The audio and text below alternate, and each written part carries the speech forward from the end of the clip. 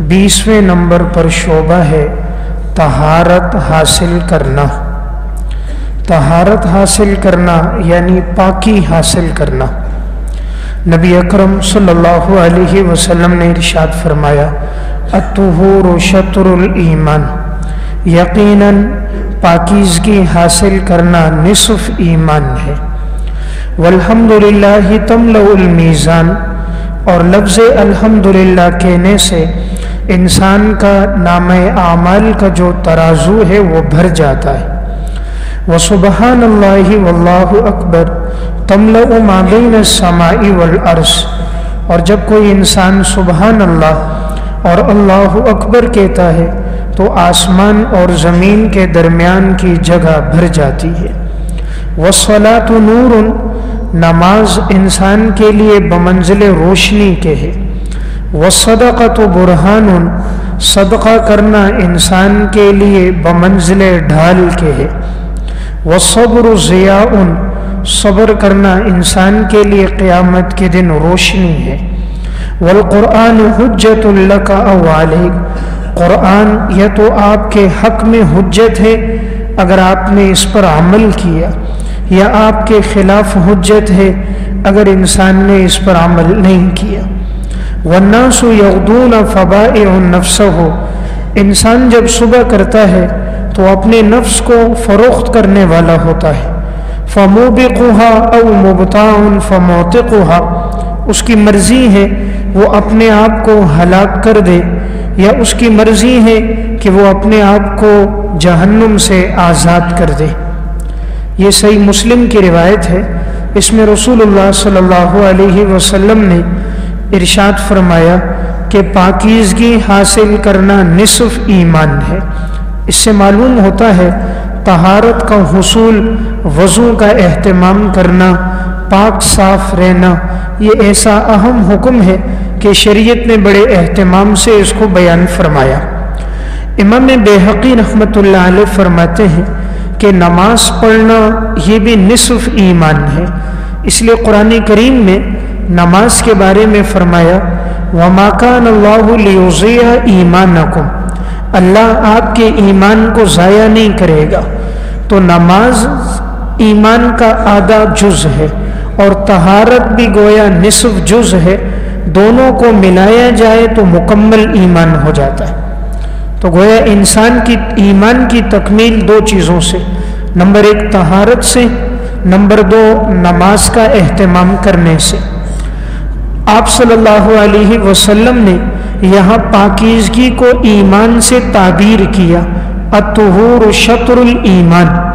कुरान करीम ने नमाज को ईमान से ताबीर किया, वमा कानल्लाहु लियुज़िअ ईमानकुम। इन दोनों से ये बात हमें मालूम हुई कि नमाज भी ईमान का अहम रुकन है, तहारत भी निहायत ज़रूरी है कि शरीयत ने इसको भी बड़े एहतमाम से बयान फरमाया। रसूलुल्लाह सल्लल्लाहु अलैहि वसल्लम ने इरशाद फरमाया, ला यक़बलुल्लाहु अज़्ज़ा वजल सलातन बिग़ैरि तुहूरिन, अल्लाह उस नमाज को कबूल नहीं करता जो बग़ैर वज़ू के हो। वला सदक़तन मिन गुलूलिन, और अल्लाह वो सदका कबूल नहीं करता जो इंसान माल गनीमत में ख़यानत करके दे। यानी इस हदीस में दो बातें बयान फरमाई। नंबर एक, अगर बग़ैर वज़ू के नमाज पढ़ेगा नमाज अल्लाह के यहाँ कबूल नहीं होगी। नंबर दो, अगर माल गनीमत में उसने ख़यानत की है या इसी तरह माल उसके पास हराम का है तो हराम के माल का सदका अल्लाह अपने रास्ते में कबूल नहीं करता। रसूलुल्लाह सल्लल्लाहु अलैहि वसल्लम ने इरशाद फरमाया, इस्तकीमू, तुम लोग बिल्कुल सीधे रहो, वलन तुहसू, और हरगिज तुम लोग इहाता नहीं कर सकते, वालमू अन्ना खैर आमालिकुम अस्सलात, जान लो तुम्हारे आमाल में सबसे बेहतरीन अमल नमाज पढ़ना। वलन युहाफिज़ अलल वुज़ूइ इल्ला मुमिनुन, और वज़ू पर हमेशगी और दवाम नहीं इख्तियार करता मगर मोमिन इंसान।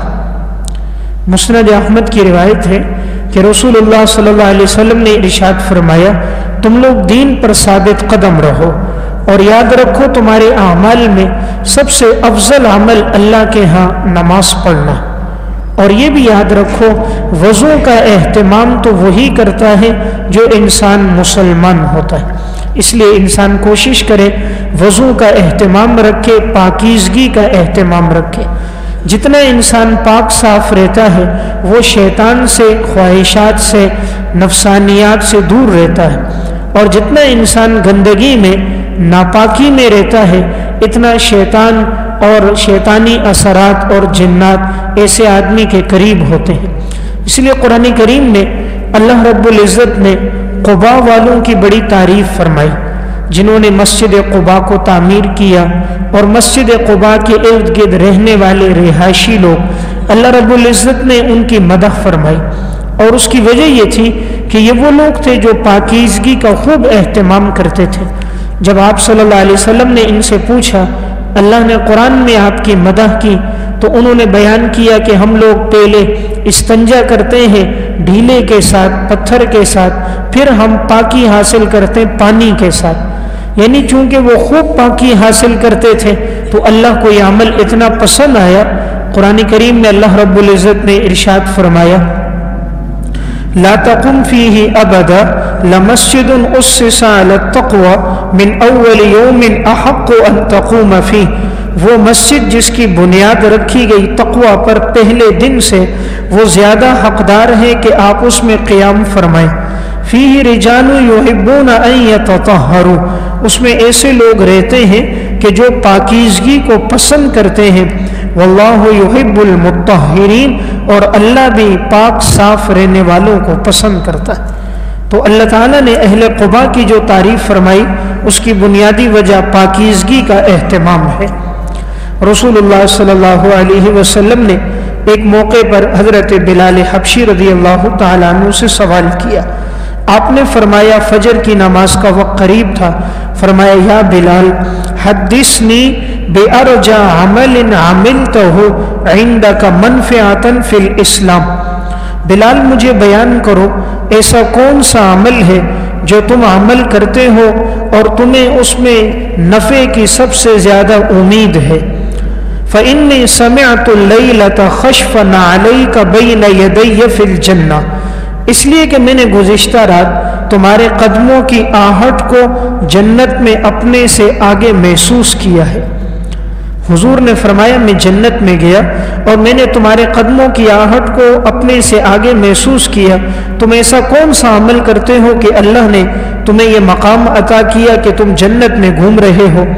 حضرت بلال حبشی نے فرمایا ما عملت عملا ارجى عندي منفعة، نہیں میں نے کوئی عمل کیا جس میں مجھے امید زیادہ ہو کہ اللہ کے ہاں مجھے نفع ملے گا، مگر ایک عمل وہ یہ ہے انی لم اتطہر طہورا تاما فی ساعت من لیل او نہار، میں نہیں وضو کرتا کامل طور پر چاہے دن کا وقت ہو یا رات کا وقت ہو، الا صلیت لربی عز وجل ما کتب اللہ لی ان اصلی، مگر محض اللہ کی رضا کے لیے میں اتنی نماز پڑھ لیتا ہوں جو اللہ نے میرے لیے لکھ دی ہے۔ یعنی انہوں نے اپنا یہ عمل بیان کیا کہ جب بھی میں وضو کرتا ہوں دن کا وقت ہو یا رات کا وقت ہو تو میں 2 رکعت نماز پڑھ لیتا ہوں، شاید اس عمل کی وجہ سے اللہ نے مجھے یہ مقام عطا کیا۔ تو دیکھیں حضرت بلال حبشی کو یہ جو مقام ملا اس کی بنیادی وجہ انہوں نے بیان کی کہ جب بھی میں وضو کرتا ہوں 2 رکعت نماز پڑھتا ہوں، اسے تحیۃ الوضو کہا جاتا ہے۔ اس لیے انسان کوشش کرے جب بھی وضو کر کے آئے اور نماز میں وقت باقی ہو تو 2 رکعت تحیۃ الوضو پڑھ لے، اسی طرح 2 رکعت تحیۃ المسجد پڑھ لے۔ اس کا فائدہ کیا ہوگا؟ ایک تو اتنی بڑی فضیلت حاصل ہو جائے گی، نمبر 2 سنت پر عمل ہو جائے گا، اور نوافل کا یہ فائدہ ہوتا ہے کہ انسان کے ذہن میں جو وساوس اور خیالات ہوتے ہیں وہ تمام خیالات ان نوافل میں آ کر ختم ہو جاتے ہیں، پھر جب وہ فرض پڑھنے لگتا ہے اس کی تمام تر توجہ اللہ کی طرف باقی رہتی ہے۔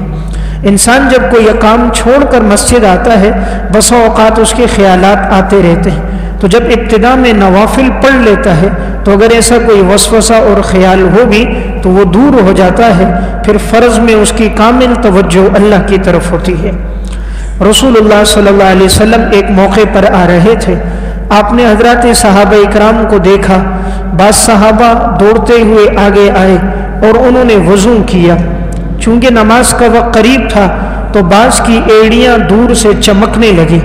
چونکہ سفر جنگل میں ہو رہا تھا اور گرد و غبار پاؤں پہ لگا ہوا تھا تو پاؤں کی ایڑی خشک رہ گئی، باقی ساری جگہ کو انہوں نے دھو لیا، تو اس لیے دور سے وہ ایڑی چمکنے لگی۔ تو رسول اللہ صلی اللہ علیہ وسلم نے ارشاد فرمایا، وَيْلٌ لِّلْأَعْقَابِ مِنَ النَّارِ أَصْبِغُ الْوُضُوءَ، ان ایڑیوں کے لیے ہلاکت ہے جہنم کی آگ سے، تم وضو کو مکمل کیا کرو۔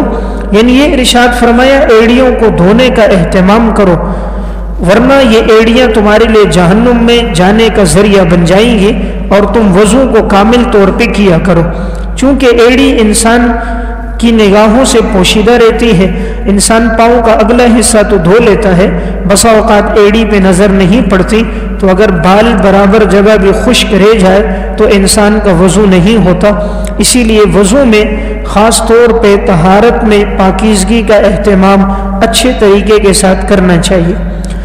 جب انسان وضو کرے اور اس کے بعد 2 رکعت نماز پڑھ لے، اللہ تعالیٰ اس کے سابقہ سارے گناہوں کو معاف فرما دیتا ہے۔ سنن ابی داؤد کی روایت ہے، رسول اللہ صلی اللہ علیہ وسلم نے ارشاد فرمایا، من توضأ مثل وضوئی ھذا، جو شخص وضو کرے اس طرح جس طرح میں نے وضو کیا ہے، یعنی سنت طریقے کے مطابق وضو کرے، ثم صلی رکعتین، پھر 2 رکعت نماز پڑھے، لا یحدث فیہما نفسہ، ان دونوں رکعتوں میں اس کے دل میں کوئی خیال نہ آئے، یعنی قصداً اپنے دل میں کوئی وسوسہ اور وہ خیالات کو لے کر نہ آئے، غفر اللہ لہ ما تقدم من ذنبہ، اللہ تعالیٰ اس کے گزشتہ تمام گناہ معاف کر دے گا۔ تو نہایت فضیلت والا عمل ہے کہ انسان جب بھی وضو کر لے 2 رکعت نماز پڑھے اور اپنی پوری کوشش کرے کہ ان 2 رکعت میں کوئی وسوسہ اور خیال اس کے دل میں نہ آئے، اور اگر غیر اختیاری طور پر آ گیا تو الگ بات ہے، قصداً اور ارادتاً کوئی وسوسہ اور خیال اگر وہ اپنے دل میں نہیں لائے گا تو 2 رکعت پڑھنے سے اللہ سابقہ گناہ معاف کر دے گا۔ رسول اللہ صلی اللہ علیہ وسلم نے ارشاد فرمایا، ما من رجل مسلم، نہیں ہے کوئی مسلمان انسان، یتطہر فیحسن الطہور، جو وضو کرے اور اچھے طریقے کے ساتھ وضو کرے، یعنی سنت کا اہتمام کرے، ثم یقوم الی الصلاۃ، پھر نماز کے لیے کھڑا ہو جائے، الا کانت صلاتہ تلک کفارۃ لما قبلها من الخطایا، مگر اس کا یہ نماز پڑھنا اس کے سابقہ گناہوں کے لیے کفارہ ہو جائے گا۔ یعنی جب بھی وہ باوضو کرے گا اور 2 رکعت نماز پڑھے گا تو اس کے سابقہ گناہ معاف ہو جائیں گے۔ صحیح ابن خزیمہ کی روایت ہے، رسول اللہ صلی اللہ علیہ وسلم نے ارشاد فرمایا، من توضأ فاسبغ الوضوء، جس نے وضو کیا اور کامل طریقے کے ساتھ وضو کیا، ثم خرج یمشی الی الصلاۃ المکتوبہ، پھر وہ نکلا فرض نماز پڑھنے کے لیے، فصلاها مع الامام، اور اس نے فرض نماز امام کے ساتھ پڑھی، غفر له ذنبہ، اللہ اس کے گزشتہ گناہ معاف کر دے گا۔ تو اس روایت میں 2 باتوں کا تذکرہ ہے۔ نمبر 1، جو وضو کرے سنت طریقے کے مطابق اور پھر فرض نماز کے لیے مسجد کی طرف چل کر آئے اور امام کے ساتھ نماز پڑھے تو اللہ اس کے سابقہ گناہ معاف کرے گا۔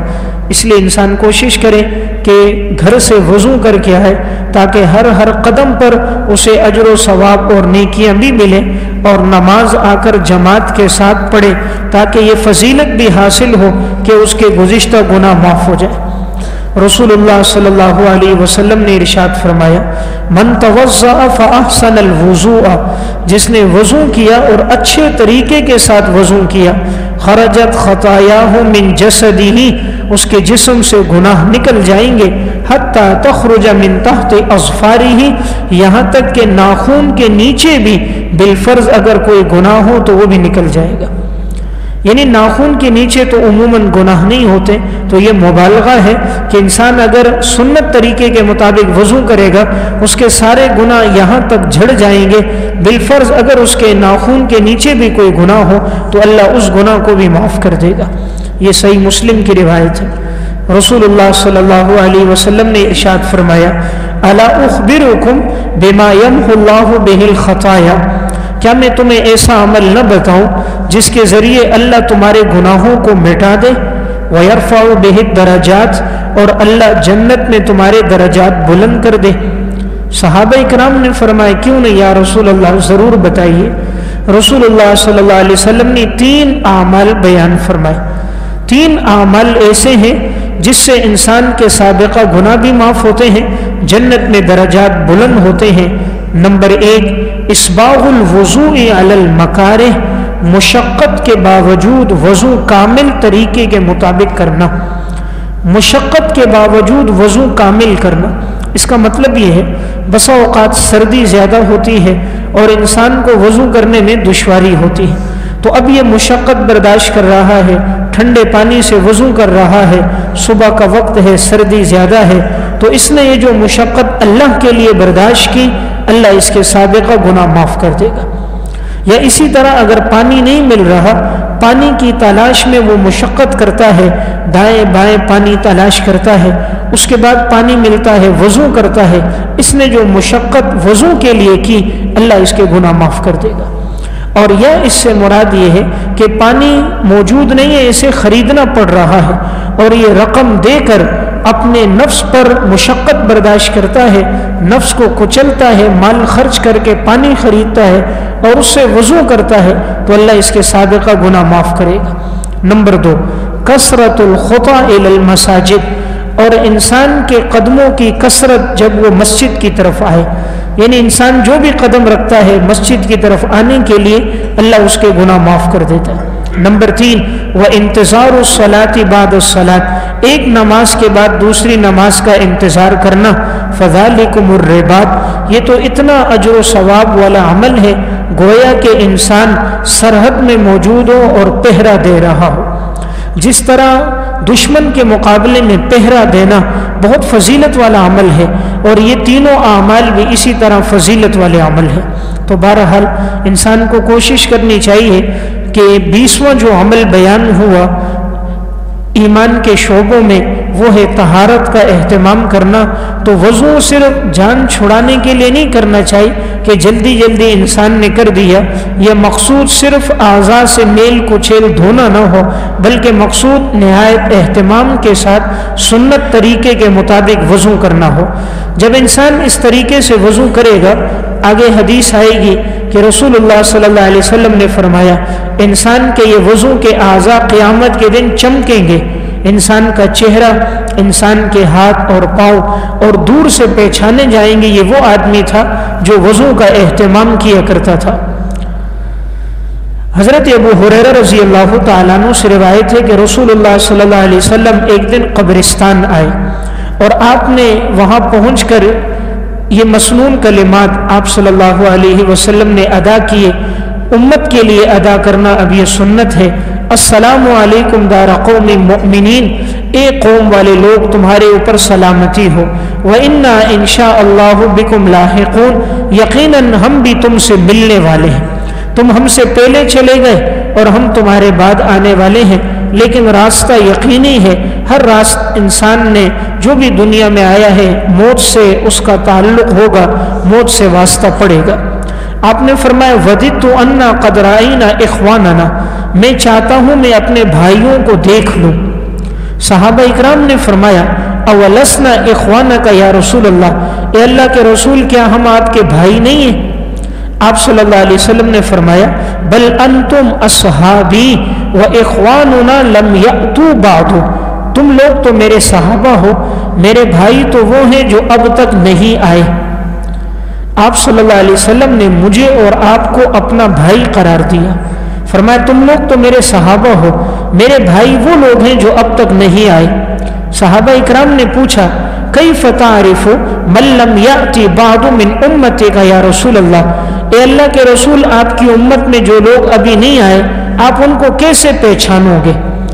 یعنی حضرت آدم سے لے کر آپ تک ساری امت کے لوگوں کے کروڑوں انسان موجود ہوں گے، آپ اپنی امت کے لوگوں کو پہچانو گے کیسے؟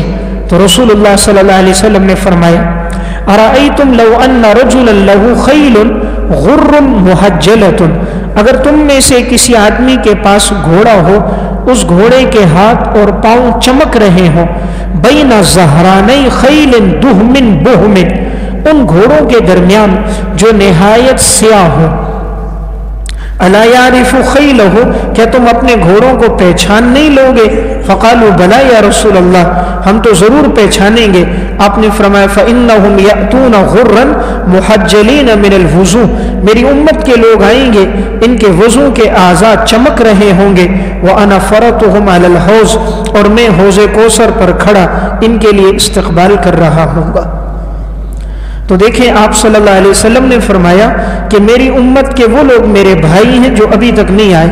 صحابہ نے پوچھا آپ کیسے پہچانو گے؟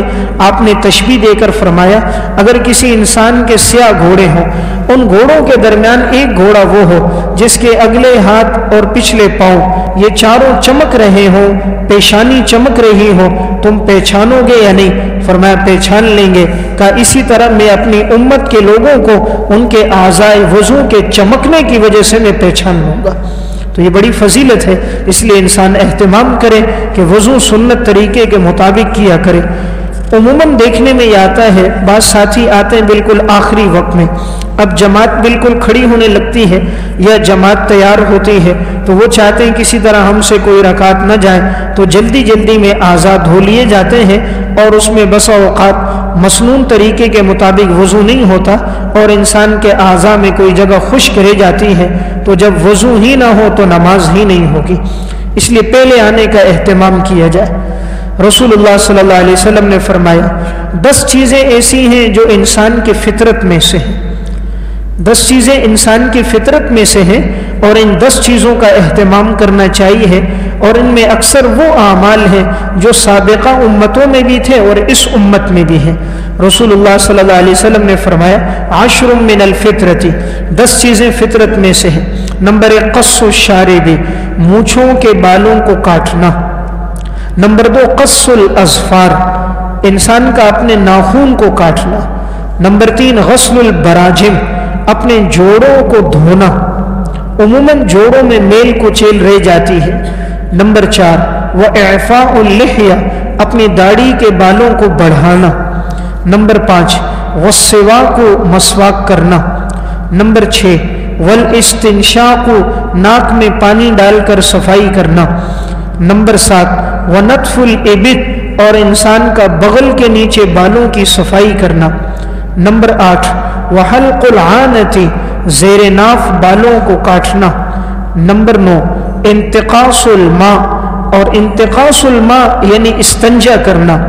اور نمبر 10 الا ان یکون المضمضہ، راوی کہتا ہے 10ویں چیز میرا گمان یہ ہے کہ وہ ہے کلی کرنا۔ تو یہ 10 چیزیں وہ ہیں کہ جو انسان کی فطرت میں شامل ہیں، تو ان 10 باتوں کا اہتمام کرنا چاہیے۔ سابقہ شریعتوں میں بھی یہی حکم رہا، اور اس شریعت میں بھی آپ صلی اللہ علیہ وسلم نے اس کے اہتمام کی طرف خاص طور پہ انسان کو رغبت دلائی۔ تو بہرحال آج کے درس کا جو 20واں یہ شعبہ تھا وہ تھا طہارت کا اہتمام کرنا۔ اس لیے ہم میں سے ہر ایک آدمی کوشش کرے کہ وہ وضو کرے سنت طریقے کے مطابق، تاکہ جو فضائل بیان ہوئے ہیں وہ ہمیں حاصل ہو جائیں۔